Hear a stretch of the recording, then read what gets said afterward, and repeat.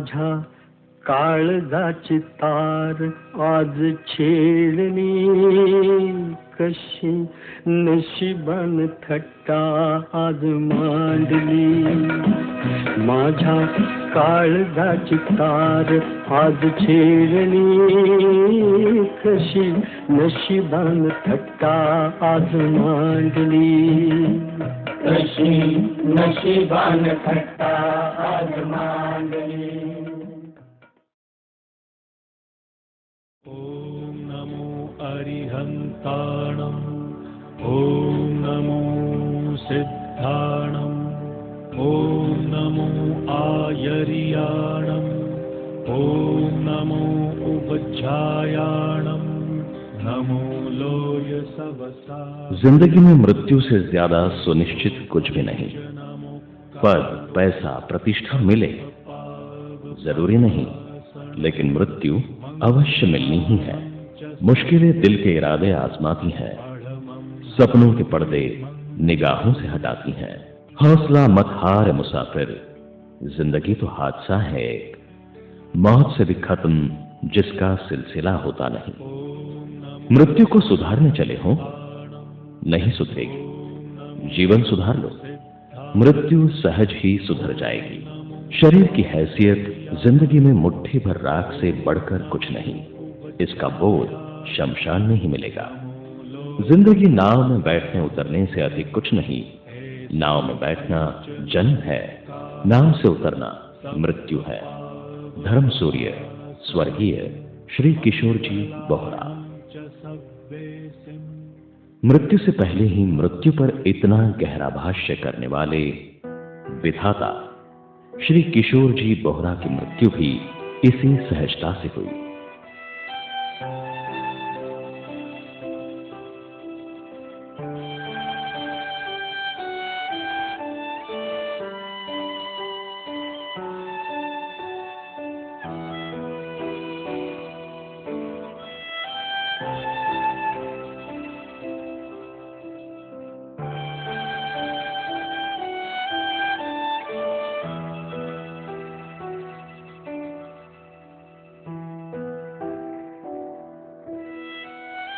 शाळेत काय मन मिळवलं स्वभाव होता. काका म्हणजे एक प्रभावशाली व्यक्तिमत्व होतं. काका खूप चांगले माणूस होता, भावासारखाच होता माझ्या. कोई भी धर्म का इंसान के पास हो, उसकी वो इज्जत करते थे, उसकी बराबर खिदमत करते थे, सलाह देते थे, सही मार्गदर्शन देते थे. कुठलीही गोष्ट कधी कुणाला परत केलं नाही, कुणाला नाराज केलं नाही. सर्व लोकांमध्ये मिसळणारा. बच्चों के प्रति उनका बहुत प्रेम था. धर्म के साथ चलना, धर्म का अति सूक्ष्म रूप, शुद्धता और पंचेंद्रियों की रक्षा किस तरह से होती है, यह सीखने को मिला सिर्फ किशोर भाऊ की वजह से. मुझे धार्मिक क्षेत्र में और सामाजिक क्षेत्र में जोड़ने वाले हमारे किशोर भाई. माझ्या जीवनाला सगळं घडवणारा मित्र. एखादं व्यक्तिमत्व इतकं संतासारखं वागू शकतं याचं जातीवंत आणि जिवंत उदाहरण म्हणजे किशोरजी होते. एक हवा का झोंका आया, टूटा डाली से फूल, टूटा डाली से फूल. मृत्यु के उपरांत तुम्हें शमशान तक पहुंचाने सारी दुनिया साथ आएगी, लेकिन शमशान के आगे कोई न होगा साथ. साथ जाएगा तो केवल धर्म और तुम्हारे अच्छे बुरे कर्म. तो मैं कहता हूँ कि धर्म है आत्मज्ञानी का, आत्मा से आत्मा की, आत्मा के द्वारा पहचान करने वालों का एक धर्म है. तो धर्म है आत्मज्ञानी का, श्री निंदर महावीर स्वामी का. इस धर्म का यारो क्या कहना, ये धर्म है वीरों का कहना. चल उड़ जा रे समर्पण, एक सेवाभावी जीवन.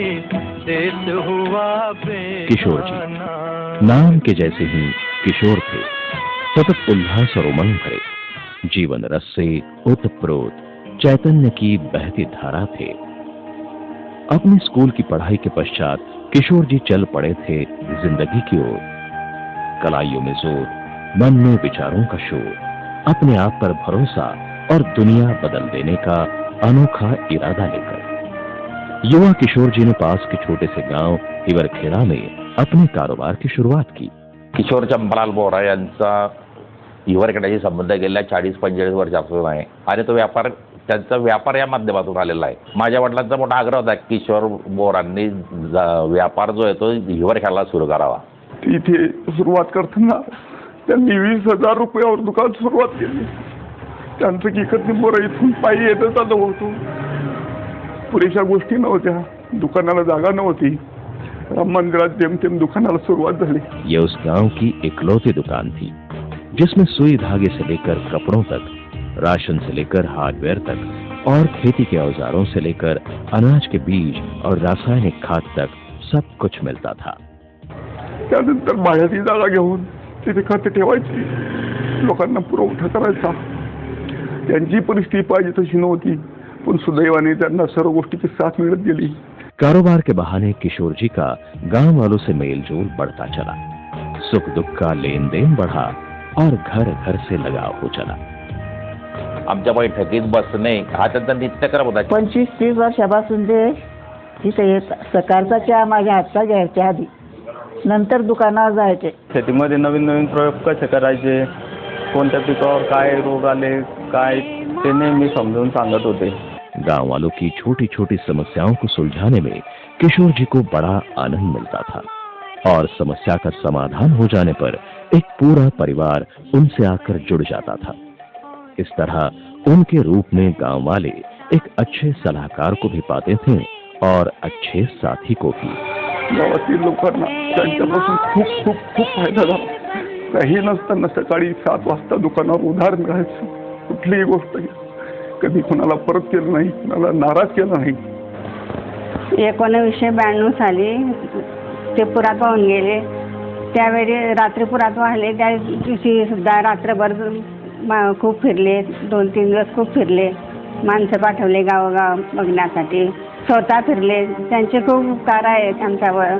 मदतीचा हात इथला होता की कोणावर कधी काही प्रसंग आला आणि कोणताही शेतकरी कधी रात्री गेला की बा माझ्या घरी अशी अशी अडचणी, दवाखान्यात जाणं आहे का, पैशांनी दवाखान्यात जायला, तरी रात्री सुद्धा थेट पैसे देत कोण्याही शेतकऱ्याला. आणि शेतकऱ्याला सातत्यानं ते मदतच करत.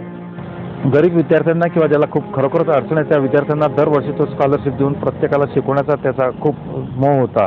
कारोबार के चल पड़ते ही घर वालों ने किशोर जी को शादी की हथकड़ी पहनाई. 28 जुलाई 1979 के शुभ दिन चंद्रमा जैसी शीतल सुंदरता लिए किशोर जी के जीवन में चंद्रकलाबाई आई. लक्ष्मी जैसी चंद्रकलाबाई जी के आगमन से किशोर जी के कारोबार को स्थिरता और संसार को पूर्ण रूप मिला. उनकी 3 संतानें हुई, बड़ा बेटा और उसकी 2 छोटी बहनें. कभी उन्होंने ऐसा लड़का या लड़की में कभी फर्क नहीं किया और मुझे पढ़ने के लिए भी उन्होंने लाडनू जैसे राजस्थान, यहाँ से 1000 किलोमीटर की दूरी पर वहाँ भेजा भी. वहाँ हॉस्टल में मैं रही. हमारे पूरे परिवार में कि मैं ही एक ऐसी पहली लड़की थी कि जो हॉस्टल में जाके रही और वहाँ जाकर पढ़ाई अपनी पूरी की. मुझे कभी पियर और ससुराल में अंतर नहीं समझा. मुझे बेटी की तरह रखा. दिव्य और मीत को कभी डांटने नहीं देते थे. हर जिद पूरी करते थे. ते म्हणजे मारवाडी समाजाचे होते. आम्ही गुजर होतो, पण असं कधी वाटलं नाही की आम्ही वेगळ्या जातीचे आहेत का काही. अगदी घरच्यासारखं प्रत्येकाच्या लग्नामध्ये मला स्वतःहून फोन करून बोलत होते की बेटा आली नाही तू ये. त्यांची मुलगी मोना ही माझी विद्यार्थिनी. पाली भाषेमध्ये गोल्ड मेडल मिळालं तिला विद्यापीठात. त्यावेळेला आवर्जून आपल्या मुलीचं कौतुक तर केलं, पण त्याचबरोबर त्यांनी घरी बोलवून आम्हा शिक्षकांचा पण सन्मान केला. आणि त्यांनी सांगितलं की हे जे काही माझ्या मुलीने यश मिळवलेलं आहे त्यामध्ये तुमचाही तितकाच सहभाग आहे, तुमचा सुद्धा तेवढाच अधिकार आहे. कारोबार का एक गांव से 4 गांव में बढ़कर विस्तार हुआ. मिलनसार स्वभाव, मीठी वाणी और तत्परता से सबकी मदद करने के स्वभाव के कारण लोगों की मदद करने का दायरा भी बढ़ा. इसी के चलते कच्छ भुज में हुए भूकंप पीड़ितों की सुरेश दादा के साथ मिलकर खूप मदत की. भूजचा भूकंप झाला. त्या भूजच्या भूकंपाच्या वेळी त्यांनी अनेक सवंगडी आपली गाडी घेऊन 7-8 दिवस सूर्यदादांच्या सोबत काम केलं आणि तिथल्या लोकांना जी काही मदत करता येईल ती मदत करण्याचा त्यांनी अहोरात्र प्रयत्न केला.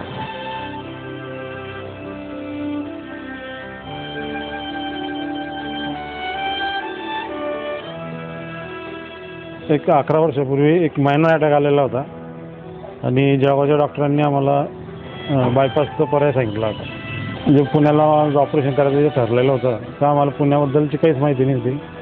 तिथल्या म्हणजे कोणत्याच गोष्टीची माहिती नव्हती. तर त्यांनी तिथून रुबी हॉस्पिटलला फोन लावून त्यांनी सर्व अरेंजमेंट केले. विशेष म्हणजे त्यांनी माझे जे काही इथले रिपोर्ट होते डॉक्टरांचे ते त्यांनी त्यांच्या स्वतःच्या खर्चाने तिथून फॅक्स करून त्यांनी पुण्याला पाठवले होते. आणि एवढं करून त्यांनी जवळजवळ 1 ते सव्वा लाख रुपयाची सुद्धा अरेंजमेंट त्यांनी तिथे माझी करून दिलेली होती. ते सर्व किशोर भाऊनेच केलेलं होतं. और साल में एक मरतबा रमज़ान का 1 महीने में वो हमको इफ्तारी के लिए बुलाया करते थे कुछ मुसलमानों को, और बड़ी इज्जत देकर हमको इफ्तारी कराया करते थे रोज़ा छुड़वाने के लिए. हर साल हमें अभी हमको ये महसूस हो रहा है कि अब ये साल हमें कौन बुलाएगा. आज कुठल्याही परिस्थितीत गावात कोणावर काही प्रसंग उद्भवला तर त्यांनी ताबडतोब तिथे येऊन मदत केली असेल. कोणत्याही प्रकारे पैशांची असेल, जाणे येण्याची असेल, नातलग असेल, काही जवळचा लांबचा कुठलाही परिस्थिती कुठल्याही व्यक्ती कोणत्याही समाजाची असली तर त्यांच्याकरता रात्री बेरात्री धावून त्यांना मदत केलेली आहे. गांव में रहते हुए भी किशोर जी दुनिया भर की जानकारी रखते थे, एकदम अप टू डेट. उनकी रोज की डायरी इस बात की गवाह है. छोटी छोटी बातें लिख कर रखते थे.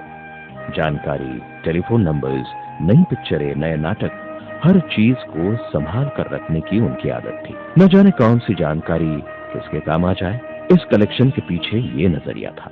आज एवढं सदन हिवरखेड गाव झालं त्याच्यात सगळ्यात सिंहाचा वाटा असेल तर तो किशोर बाबांचा आहे. खेती से जुड़े आधुनिक तंत्रज्ञान और नवीनतम आविष्कारों में किशोर जी की विशेष रुचि थी. इसी के चलते कारोबार में भी आगे खेती से जुड़े उत्पादनों की संख्या बढ़ने लगी थी. नए एग्रीकल्चर उत्पादनों की तकनीक को समझना और किसानों को उन्हें अपनाने के लिए प्रोत्साहित करना, ये किशोर जी का एक बड़ा ही अनोखा हुनर था. माइक्रो न्यूट्रिशन की क्रांति को लाकर उन्होंने पूरा जामनेर तहसील हरा भरा कर दिया. यहाँ तक कि मजदूरों की समस्याओं को जानकर कॉटन पिकिंग मशीन तक ले आए थे. शेतीमध्ये नवीन नवीन तंत्रज्ञान, नवीन नवीन बियाणं आणि नवीन नवीन खतं कशी येतील त्याच्याकरता तो तासनतास शेतकऱ्याशी हितगुज करायचा, त्यांना समज द्यायचा, त्यांच्या शेतीवर जाऊन त्यांचं काम करायचं. त्याचा एक हा छंदच होता की आपल्या अवतीभोवती असलेला शेतकरी हा सुखी झाला पाहिजे, सगळ्यात मोठा छंद त्याचा होता.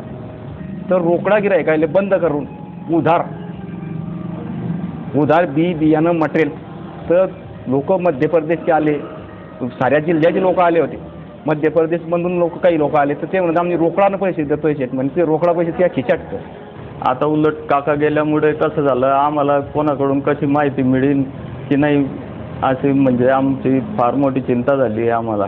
यहाँ तक तो किशोर जी का जीवन एक पल ही ऊंचाइयां थी. छोटी छोटी खुशियों को बांटकर एक एक साथी कमाया, अपने हृदय में मानवता का विशाल मंदिर बनाया. गहराइयों को अभी उतरना था. किशोर में जो शोर था उसे अभी थमना था. धर्म संस्कारों से सिंचित होकर अध्यात्म की गहराइयों में उतरना था. जो सत्य से साक्षात्कार करे वो है सत्संगति. विचारों से बढ़कर कोई शास्त्र नहीं और चिंतन से बढ़कर कोई शस्त्र नहीं. 10 वर्षा अगोदर किशोर भाऊंचं फक्त धार्मिक व्यवहारात आणि आर्थिक नियोजनावर त्याचं प्रभुत्व होतं.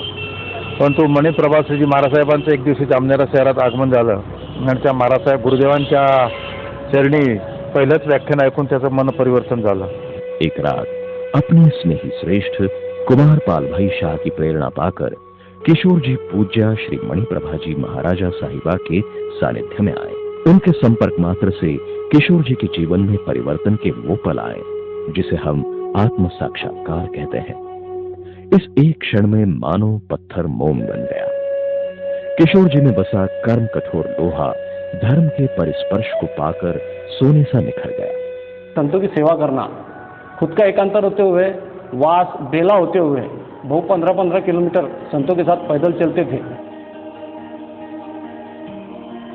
इथे कुठलेही महाराज आमचे आले म्हणजे भाऊ आराधना भवनमध्ये घेऊन यायचे.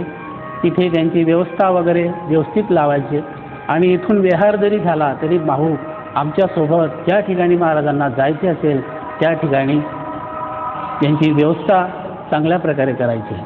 इतनी जिंदगी बीती जिसमें जो अनुभव नहीं मिला, जिसमें जो सच्चाई का मार्ग नहीं मिला, जो किशोर भाऊ ने बताया. सुबह 5:30 बजे दिन निकलता था उनके सानिध्य से. रोज सामायिक प्रार्थना प्रतिक्रमण सब उन्होंने हमें सिखाया है। किशोर हा फक्त व्यावसायिकच होता, परंतु ज्या दिवशी महाराजसाहेब माणी प्रभाश्रीजन त्याच्यावर अवलोकनाला आलं त्या दिवशी त्यांनी सगळ्यात अगोदर गोशाळा असतील, सामाजिक प्रबोधनाकरता शिंदेबाईताईंसारखे असतील, असे अनेक सामाजिक प्रबोधनं त्यांनी गावात घडून आणलीत आणि समाजाला एक नवीन दिशा देण्याचं काम त्यांनी अत्यंत चुरसपणे और चौकन्नेपणाने केलं होतं। धर्म के सूर्योदय ने किशोर जी को नया जन्म दिया।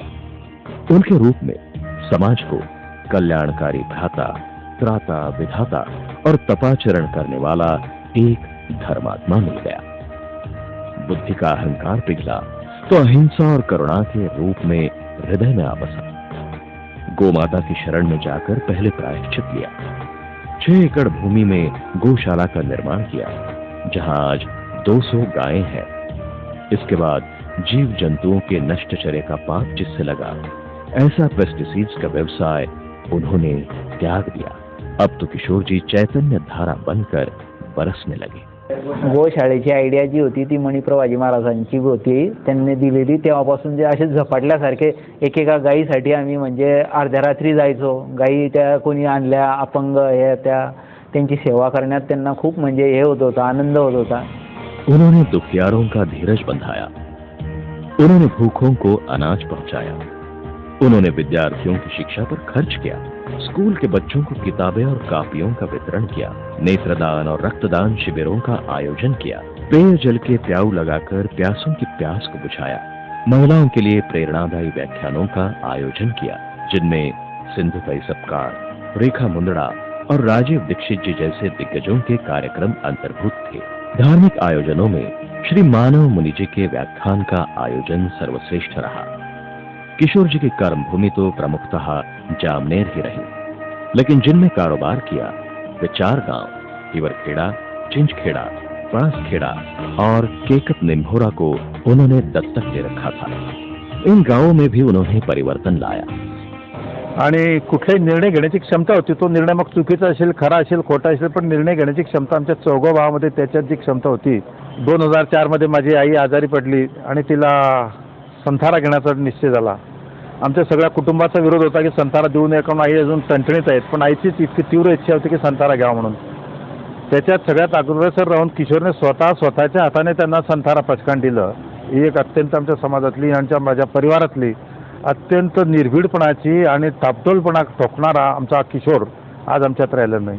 काका नेहमी सांगायचे आम्हाला की परमेश्वर आहे, परमेश्वर सर्वांना व्यवस्थित बुद्धि देईन आणि सगळ्यांचं चांगलं होईल। किशोर जी के कर्मों की साक्षी हैं ये दैनंदिन, ये डायरियां। इनमें वे अपने जीवन के एक एक प्रसंग, एक एक घटना को लिखते थे। एक एक जीव की सेवा का एक एक मौका नहीं गंवाया। इस हाथ से उस हाथ को पता न चला किसको क्या और कितना दिया। ज्या दिवशी पाठ ठेवायचा प्रसंग असतो अनेक पशु पक्षी तिथे हजर होते पान उचलायला। म्हणजे त्याचं नुसतं मनुष्यावरच प्रेम होतं असं नाही, समाजावरच प्रेम होतं, धर्मावरच होतं असं नाही, पशु पक्ष्यावर त्याचा अत्यंत जिव्हाळ्याचा संबंध होता।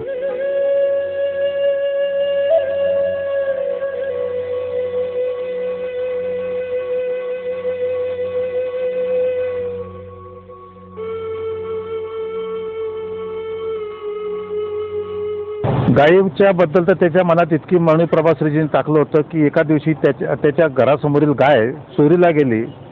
तुम्हाला पटणार नाही, तर संध्याकाळी 4 वाजेपर्यंत त्यांच्या घरात चूल पेटली नाही। संध्याकाळी 4 वाजता माझा लहान भाऊ प्रवीण याने उभ्या 22,000 रुपयाची गाय आणली, गाय बांधली खुट्यावर आणि त्याच्यानंतरच त्यांच्या घरात चूल पेटली।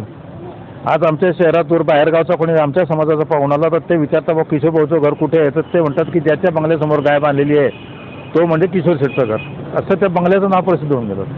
वे सफारी सूट पहनते थे, तरह तरह के गॉगल्स इकट्ठा करते थे और पहनते भी थे, लिखते रहते थे, पढ़ते रहते थे, नए पुराने गीत सुनते रहते थे, परिवार में मिस्री की तरह घुलते रहते थे।